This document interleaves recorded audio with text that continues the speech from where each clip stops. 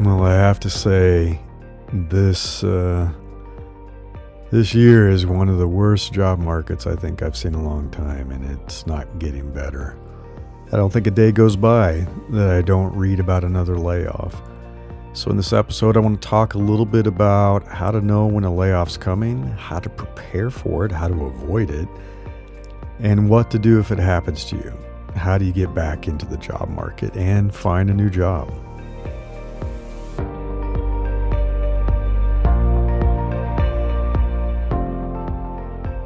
I'm Larry Cornett, and this is Invincible Career. So I am working with a number of clients who are in different kind of phases of concern, I should say, about this job market. Some are fairly secure in their jobs, or at least they think they are. But they want to keep their options open, and they've been doing it long enough that they know there is no such thing as job security. We are seeing companies that are quite profitable, sometimes doing better than ever, that still want to cut cost, that still want to send a signal to the street to help the share price, to be able to pay bigger bonuses to their executives. It's really unfortunate. And then there are some people that are worried that a layoff is coming. Maybe they've already had a few layoffs, or they're hearing rumors that one is coming. And then I also have some clients that it's already happened to. In some cases, they were worried. They were working on it. And then right in the middle of talking with me and getting started, I'm glad they got started, looking for a new job, the layoff hit. And they're like, well, I got caught. Another friend of mine has been through a couple of layoffs in the last 2 years, I guess it is, which is, it's ridiculous, layoff after layoff. And just dodged another one. It just hit a couple of weeks ago when they luckily dodged this one. It is, it's unpredictable. It's not only hitting the tech sector, it's hitting other companies as well. People in the media industry, people in the industrial sector, you name it. There are a lot of layoffs going around. So I want to talk about that in this episode because it is scary. It is concerning if you have a family to provide for, or if you have the rent that you have to pay and you got to make ends meet. You need income coming in. And the worst feeling is getting laid off and being put into this job market with, in some cases, we've had millions of people lose their jobs over the last few years. But you're at least competing with thousands of people for what you do. And that's hard. That's really hard. So let's talk about it. Let's talk about what's going on and why this is happening. I worked in the corporate world for many years. Started working in Silicon Valley in tech back in 1993. Was at IBM, and I've talked about this when they had their very first layoff ever. So I experienced that. I was at Apple. We went through at least 2, maybe 3 rounds of layoffs that I remember, that I was able to kind of get through that. I was at a startup when every single one of us got laid off after an acquisition. So it's like all of us lost our jobs. So yeah, I've been laid off, and I've been on the other side of the table. I've had to lay people off as a manager, as a leader, as an executive, and it's never a fun experience for anyone. It's not great for the employee, obviously. It's not great for the manager if you're a good person and you care about people. It's hard. It's really hard. So yeah, about 30 some years I've been doing this. Seen a lot of it. I've been doing the career coaching for over 7 years now. So I've worked with a lot of people who've lost their jobs and been laid off. And we start to see recurring patterns, right? You start to see some things that make you wonder if the company's concerned about expenses and trying to cut things back. So you will see some of the perks and benefits start to dwindle or even disappear entirely. Offsites, free food, other things that the company's been providing that are considered extraneous benefits, they start cutting it back. They start reducing travel budget, education budget, training budget, conferences. And I remember when this happened. I remember when they were like, okay, no more travel unless it's absolutely necessary. No more business class travel ever. Nobody's going to conferences this year. We're not going to be doing an event this year with the organization like we used to. We're not going bowling. We're not doing anything. So that's one sign. That's a sign that they're tightening the belt. So pay attention to that.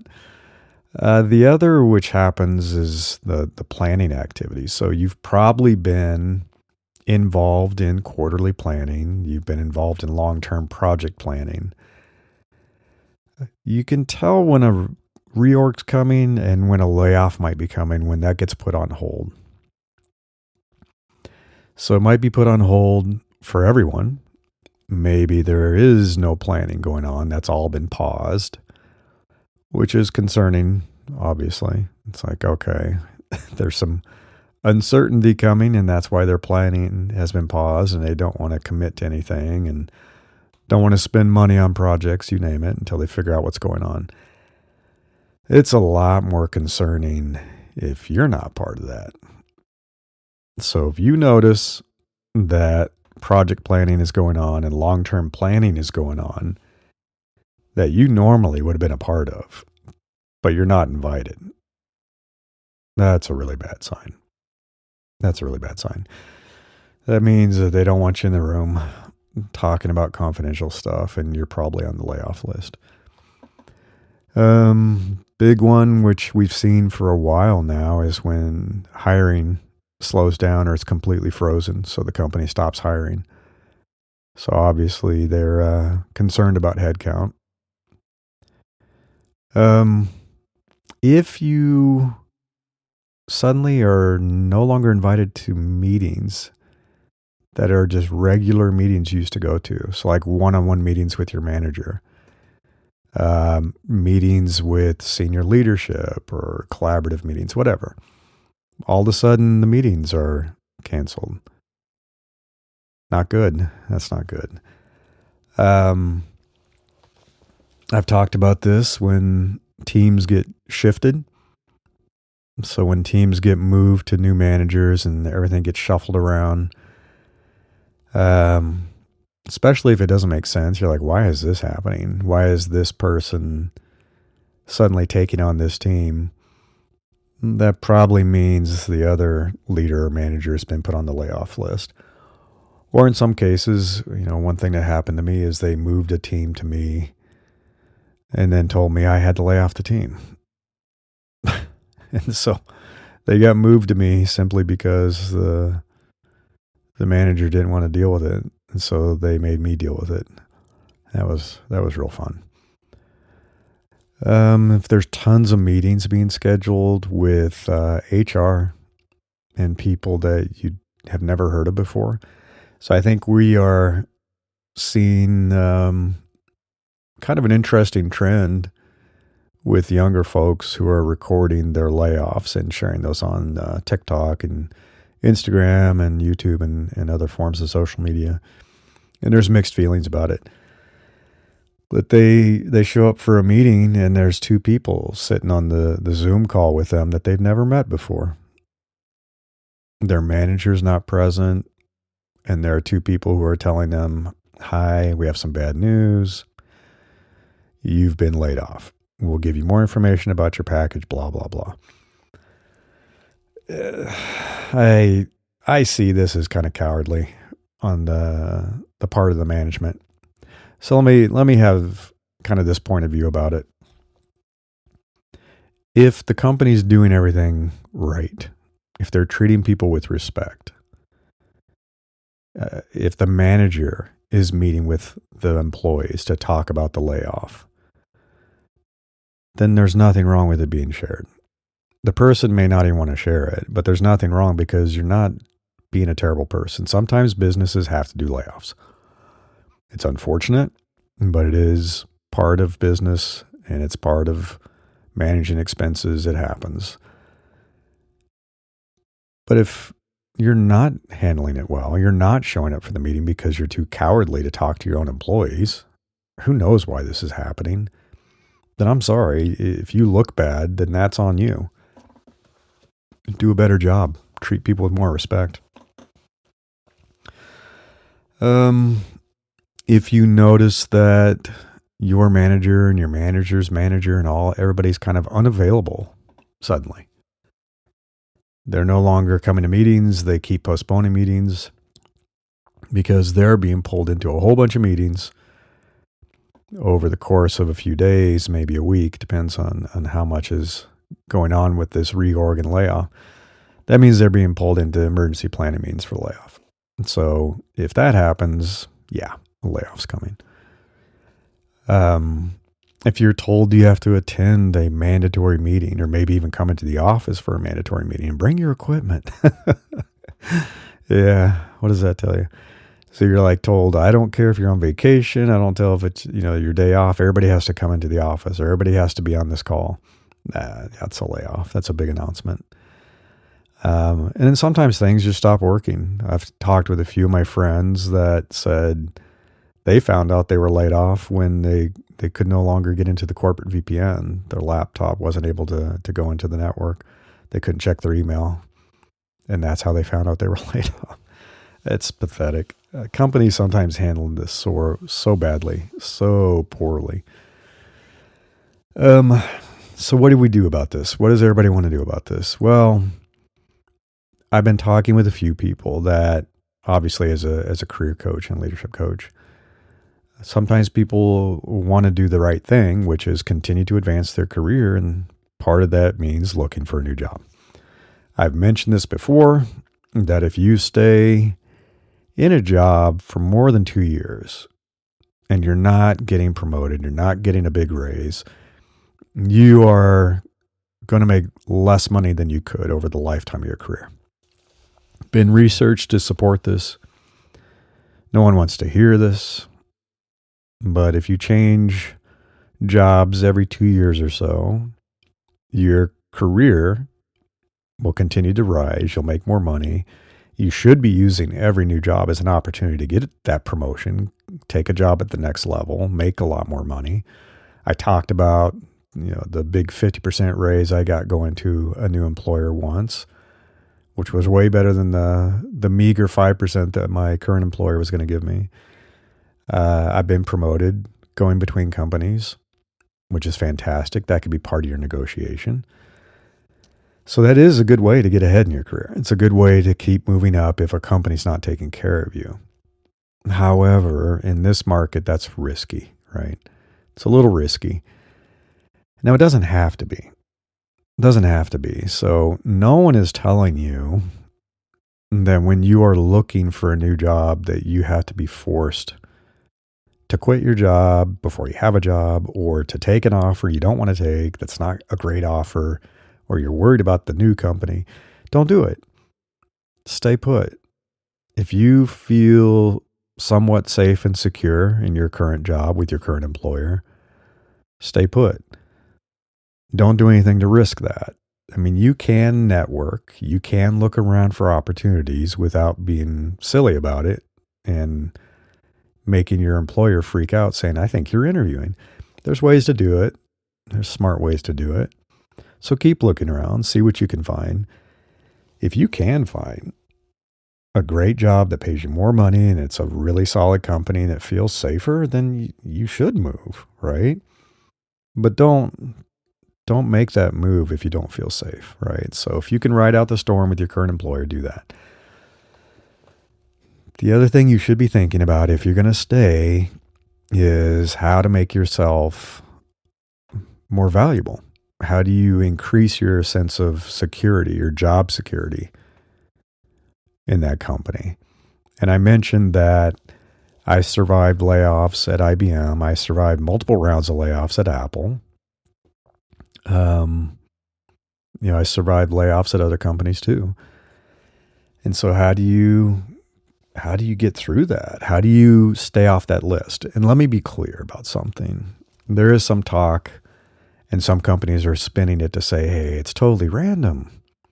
We are randomly selecting 10% of our employees for the layoff. That's BS. Who would do that? And if you are a manager or leader or a boss listening to this, let me ask you that question. Would you just randomly lose some of your employees? Like maybe some of your best employees would be on that list and some of your worst employees would stay? No way. No way. So the reality is people who are in management roles and leadership roles are always thinking about their best performers and their worst performers. They want to take care of their best people. They're always trying to get them raises and promotions that they'll stay because they provide incredible value. And then they're looking at the bottom and they're trying to figure out, do I need to put this person on a plan? Do they need to be fired? Should I put them on the layoff list? What am I going to do about this? How do I coach this person to perform better? Is there hope? So they know when there is a need to put together a layoff list, they know who they want on it. Every manager maintains a list of people that they know if they had to, they could let them go. So the people who stay tend to be in that kind of top 20%. They're doing great work. They're not going anywhere. They're not going to be on that list.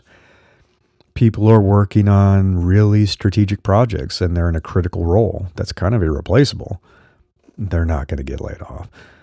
People who are positioned for the company's future and have the knowledge and the skills and the experience aren't going to get laid off. That was the case when I was at Apple. I had experience with Unix from working at IBM. I'd done some Unix software design and prototyping. And little did I know, we were getting ready to acquire Next. And the Next OS at the core of it has a Unix kind of kernel. So I was able to work in the command line. I was able to understand how to use that software and to find a way to bring those worlds together, the Mac OS and Next OS. So that saved my job. That's why I didn't get laid off. There are a few employees that the manager just seems that they can't live without, right? They make life easier. They take work off the manager's plate. People who bring in revenue tend not to get laid off, right? Companies don't like to lay off their sales team if they have great salespeople that are bringing in money, right? They don't want to get rid of people who are looking for ways to save the company money. Yeah, anybody who's got a really positive ROI. So if having you be fully compensated adds way more value for the company than what it costs to have you, then why would they want to get rid of you, right? Unless there's some big layoff of an entire division, that does happen occasionally. And then the last thing to think about is who are the people that are a pain in the butt to manage? There are people who are challenging to manage. Their value isn't high enough to be worth the challenge of that. They often get put on the layoff list. So you want to stay off that. So look for ways to prove or demonstrate or re-educate your manager that you're really good at what you do. Pay attention to what you're assigned to. Don't get assigned on those side projects or little things that aren't that important. Make sure you're working on something that's strategic or core to the company. Get the skills you need, so that you are well positioned for where the company's going. Because if you are clinging to the past and you are great for what the company used to do, but not the future, you're in trouble, right? find ways to keep driving revenue for the company, finding ways to save money for the company, add value, be useful, you name it. Be somebody that's positive to work with, be somebody that they're glad to see that you're in the office. They're glad to see that you're in a meeting on Zoom, whatever it might be. So if you do still fear that you might be facing a layoff, the company might be getting ready to do that, and you are not sure about the security of your position, do not wait. Do not wait to take action. So you want to start reconnecting with people. I talk about the power of networking all the time. It's how people find jobs. It's how people find great jobs. It's how people tap into that hidden job market. I literally have just had some people reach out to me and ask me if I knew some people for some pretty senior positions. And I said, oh, is the job listed somewhere? Do you have the job description? They said, oh, it's not posted yet. It's not public yet. That's that hidden job market. And there are more jobs in that market than you can imagine. People want to find a great person for a job before they post it publicly and have to deal with thousands and thousands of applications. They'll still have to do it. I think legally in most places they still have to post the position. But they now have already earmarked a few people that they know they already want to hire. And they feel pretty confident that they have some good people lined up. And so people do. They share positions with their network. They ask if they know someone. They start getting resumes, back channel. You can tap into this. You can absolutely tap into this. You should be going through all your connections, and I've talked about how you can do that. You can export your LinkedIn connections, whatever you're using to manage all your professional contacts and stuff like that. And you can start reaching out to people that you used to work with. And it could be old bosses, it can be colleagues, it can be people in other organizations, whatever. And just check in with people. This is a rough time. A lot of people are going through this. A lot of people are worried about this. And it's a good time to kind of check in and show some gratitude and just, say things like, hey, you were one of the best managers I ever had. I don't know if I ever told you that, but I appreciate you. Thank you for taking care of us, taking care of the team. Or I really enjoyed working with you as a colleague on this project. And I'm sure I never talked about it, but you're one of the best engineers I ever worked with, or the best salespeople I ever worked with, whatever, right? There are good people in your list that would love to hear from you, that I'm sure you genuinely would like to talk with and reconnect with. And this is the time to do it. This is the time to do it. People don't like being used. So I'm going to warn you, don't just reach out to people and say, hey, I'm contacting you because I'm looking for my next job. That doesn't feel good, right? Do you like when people do that to you? No one likes that. And you don't have to do that. You can just have a heartfelt reconnection with somebody. And then the conversation will naturally talk about what you guys are up to, right? They're going to ask, what are you doing these days? Where are you working these days? What are you up to? And you can explain where you are and what you're doing. And you can say, I'm kind of thinking about my next move. I'm not in a rush. I'm not going to jump into anything, but I'm thinking about what I want to do next. And what are they going to ask you? They're going to say, well, what are you looking for? What kind of a job are you looking for? And that's where it's important to start thinking about this and doing some of the homework. What are you looking for? And this is some of the homework exercises that I have for the clients that I work with that are looking for jobs. This is the homework exercises I'm going to have for the Invincible Job Search workshop that's coming up in a couple of months. So stay tuned for that. I'm going to announce that and have a sign up for that. Much like the other workshops I'm hosting, I just had a goals workshop a couple of weeks ago. I have a solopreneur workshop coming up in 2 weeks, February 26th. So that's coming up. And then I'll have this job search workshop, which is going to help people work through all the steps of being smarter about a job search and how to leverage networking. And so you should be thinking about it. What do you think is the ideal next move for you? Is there a way to move up a level and get promoted? How would you describe this ideal job? Do you want to keep doing exactly what you're doing? Do you want to change things up a little bit? It's really an opportunity to do more of what you enjoy doing and more of what you're really good at doing. And hopefully more of what you want to get good at doing, some challenges so you can keep growing, and less of what you don't like. This is the chance, right? Look for the right kind of job that has less of the stuff you hate, right? That's really important.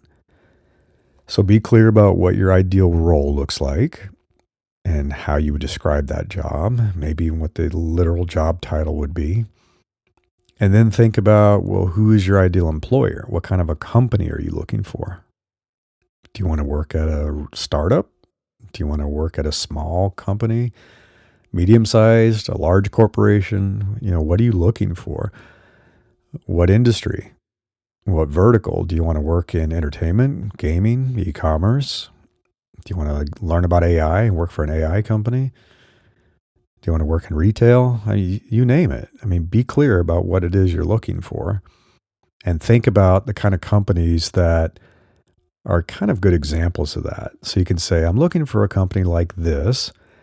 And I'm totally making this up. Amazon's a good example of that because they have a team that focuses on X and I do Y. That'd be perfect, right?